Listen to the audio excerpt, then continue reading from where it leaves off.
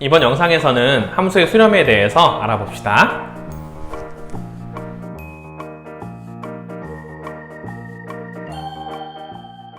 자, 우리 함수의 수렴에 대해서 한번 알아볼게요. 자, 우리가 함수의 수렴은 어떤 함수 fx가 있다고 할 때 이 x값이 어떤 실수값 알파가 아니면서 알파에 한없이 가깝게 접근할 때 이 함수값 fx도 어떤 실수 t에 한없이 가깝게 접근한다면 이 함수 fx는 x가 a로 접근할 때 t로 수렴한다. 자, 이런 식으로 우리가 얘기합니다.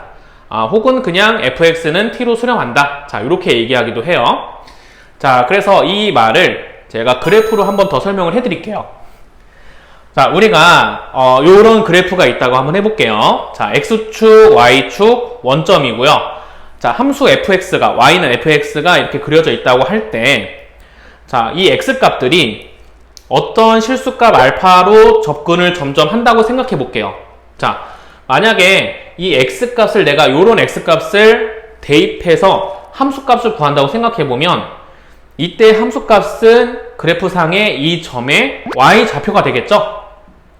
자, 여기 해당되는 이 값이 될 거고요.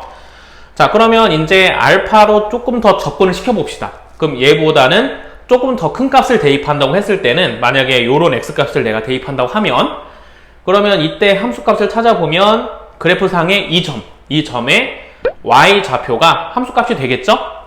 만약에 내가 이 점을 대입한다면 어떻게 될까요? 그러면 그래프상의 이 점의 y좌표가 함수값이 또 되겠네요. 그 다음에 뭐 이 값을 대입한다고 생각하면 이 점의 함수값은 여기가 되겠죠? 자, 이런 식으로 x값들이 알파에 점점 접근한다면 이런 식으로 쭉 접근을 한다면 함수값은 어떻게 되나요? 이 점, 이 점, 이 점, 이 점 이런 식으로 점점 이 t라는 값에 쭉 접근을 하게 되겠죠? 자, 오른쪽에서도 한번 해볼게요. 자, 오른쪽에서도 만약에 이 값이 대입을 했을 때, 이 값을 대입을 했을 때, 뭐 함수 그래프 상에서 이 점의 y좌표가 함수값이 되겠네요. 뭐 이쯤 되겠죠? 자, 알파로 점점 가깝게 접근시켜 볼게요. 만약에 이 점을 대입한다면, 그러면 그래프 상에서 이 점의 y좌표가 이 값을 대입했을 때 함수값이 되겠죠? 만약에 이 점도 y는 fx에 대입을 했을 때 이 점의 y좌표가 함수값이 될 거예요. 자, 그러면 이때도 x가 알파라는 값으로 점점 한없이 가깝게 접근을 할 때 그러면 이 함수값들도 요렇게 t라는 값에 한없이 가깝게 접근하게 되죠.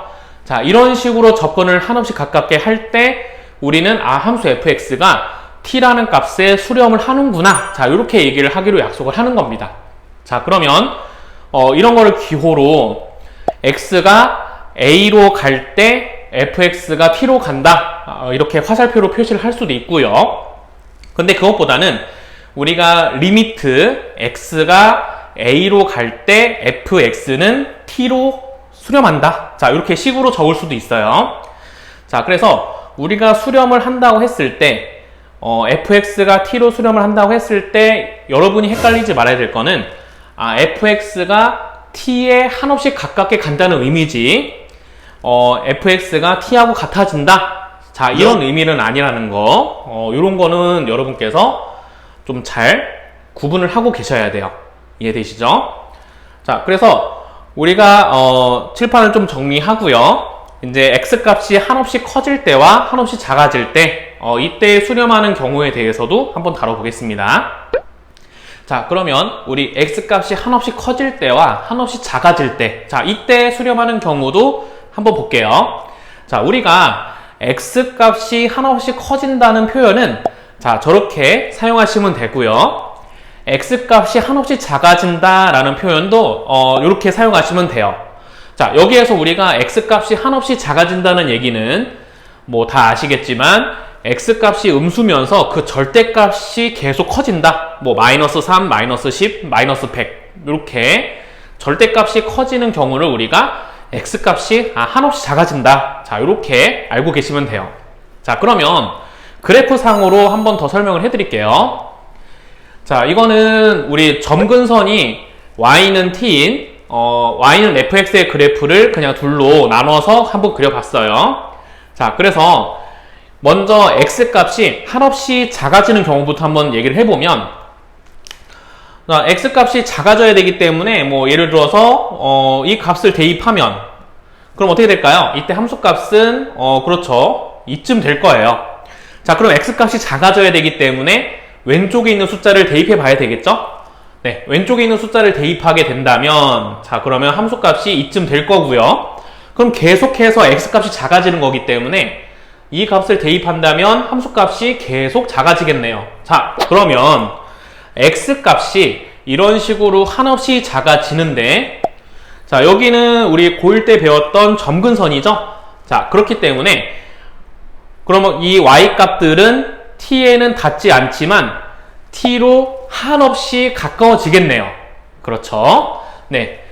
자, 마찬가지로 우리 x값이 커질 때도 한번 볼게요. 자, 그래서 여기에서도 x값이 계속 커지는 거니까 만약에 이쯤 x값을 대입한다면 이때 함수값은 어떻게 찾을까요? 네, 그렇죠. 이 점의 y좌표가 함수값이에요.